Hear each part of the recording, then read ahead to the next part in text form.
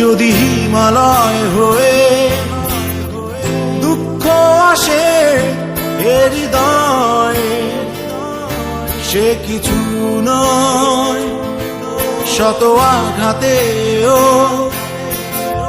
নিঃস্ব যে আজ তার আবার হারানোর ভয়। কি ভুলে আমি এত সয়েছি যে ব্যথা, কি করে ভুলেছি অতীতের কথা।